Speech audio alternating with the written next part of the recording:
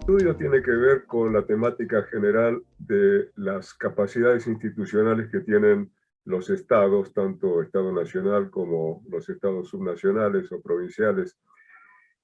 porque durante la pandemia del COVID-19, la actuación del Estado fue absolutamente crítica, tal vez como nunca antes en la experiencia argentina, porque tanto en el nivel nacional como en el nivel subnacional, los estados debieron responder muy rápidamente a diferentes tipos de exigencias,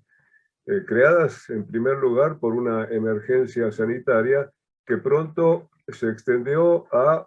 otros ámbitos, ¿no? A la economía, a la educación, a la seguridad y otras áreas de servicios públicos. Y fue crucial entonces que los estados dispusieran de herramientas, de tecnologías de gestión y pudieran emplearlas para poner en marcha medidas no solamente para preservar la salud de las poblaciones, sino también para minimizar los impactos de la pandemia sobre la producción, sobre el empleo, sobre la pobreza, la informalidad, las desigualdades sociales que se han agravado justamente durante esta emergencia sanitaria. El proyecto entonces pretende evaluar la capacidad institucional que las administraciones públicas han tenido para gestionar la pandemia, y el objetivo es identificar entonces cuáles fueron los déficits de capacidad preexistentes, es decir, previos a la pandemia, y los que pudieron haber surgido o se hubieran agravado durante la pandemia. Y esos déficits pueden consistir en la ausencia de normas o normas inadecuadas, en la vigencia de ciertas culturas, en la falta de coordinación entre actores que debieron justamente coordinar sus acciones, en esquemas inadecuados de organización o asignación de funciones, en la falta de recursos humanos o de recursos materiales, o inclusive en la formación inadecuada o insuficiente o de conocimientos o de destrezas del personal que pudo haber intervenido en los distintos aspectos de la gestión.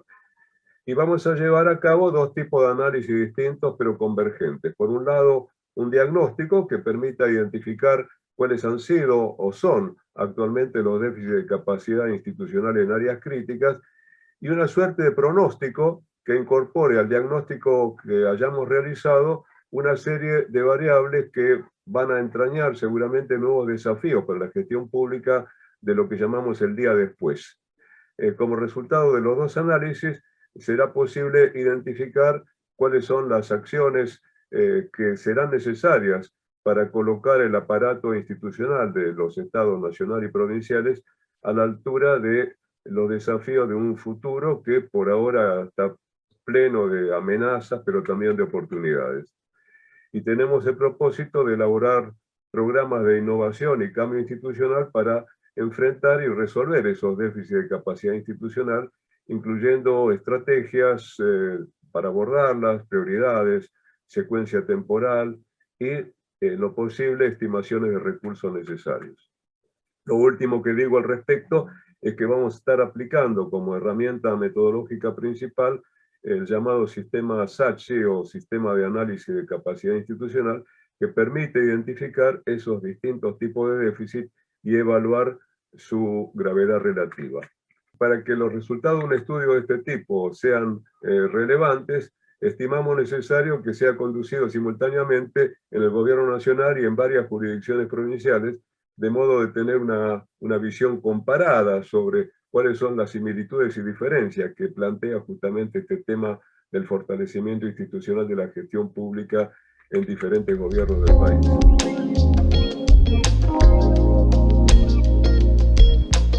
Para explicarlo, tal vez podría emplear un símil con la organización institucional del Estado, ¿no? Porque cuando como investigadores llevamos a cabo proyectos en el ámbito específico de una universidad o de un centro de investigación, actuamos como lo haría el Poder Ejecutivo, es decir, con plenos poderes, con capacidades para decidir orientaciones, contenidos, metodologías, etcétera, ¿no? Pero en un proyecto asociativo y federal pasamos a trabajar como si fuéramos el Parlamento, ¿no? El Congreso.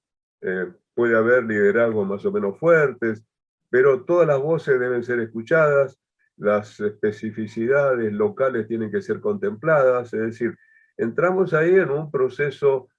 iterativo, en un proceso deliberativo, mucho más lento, por supuesto, como ocurre en las diferencias entre las decisiones que puede tomar un poder ejecutivo y un poder legislativo, ¿no? Pero al mismo tiempo permite avanzar con mayor seguridad, la seguridad de que se hizo todo lo necesario para evitar paso del falso, ¿no? Porque el trabajo asociativo permite descubrir o anticipar problemas que la labor solitaria no siempre consigue evitar. Además, la experiencia que se realice con esa modalidad puede, por ejemplo, reforzar lazos académicos más permanentes y eventualmente permitir encarar nuevos proyectos colaborativos. De manera que me parece que esta posibilidad que brinda la agencia de que tengamos proyectos asociativos que incluya nodos en diversas regiones del país, me parece una estrategia muy adecuada. Tenemos una metodología que está muy afianzada en la experiencia internacional. Yo vengo trabajando con el SATSI, por ejemplo, desde el año 1990, ¿no? Ha sido empleada extensamente por organismos como el Banco Mundial. En realidad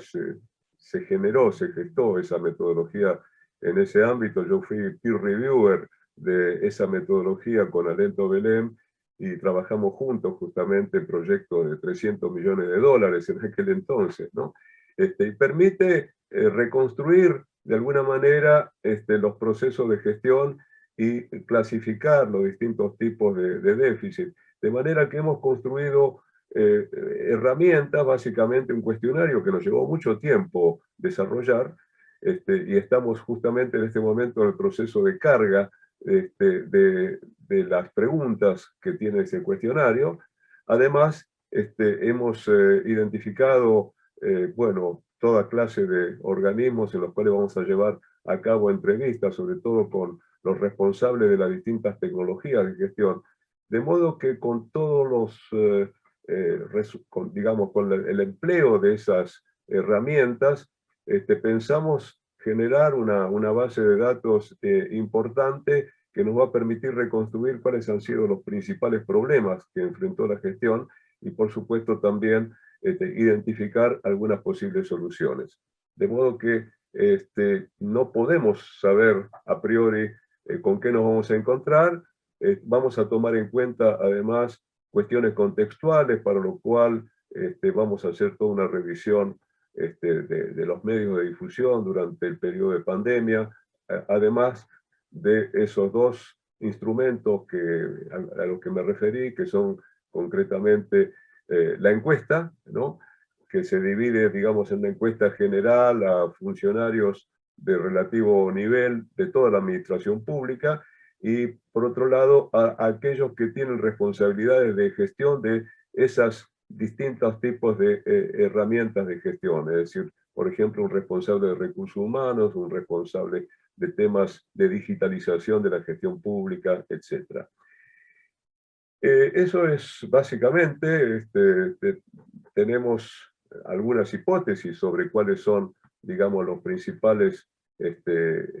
déficits de capacidad institucional, pero lo vamos a realmente estar en condiciones de verificar una vez que hayamos utilizado estas metodologías de trabajo y consigamos los resultados.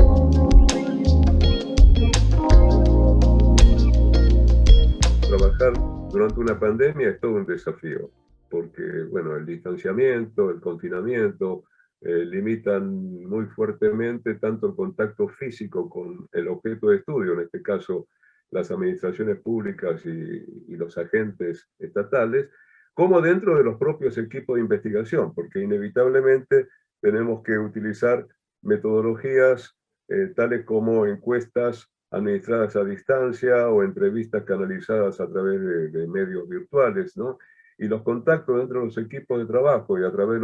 de los distintos nodos solamente pueden realizarse utilizando redes y plataformas que, como en otros casos, también hacen posible mantener reuniones permanentes y hasta diría relativamente masivas, porque nosotros tenemos un equipo de investigación muy grande, en total, juntando los distintos nodos, reunimos más de 30 personas.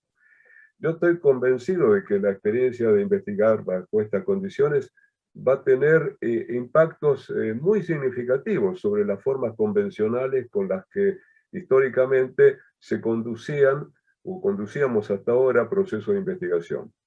Y afortunadamente,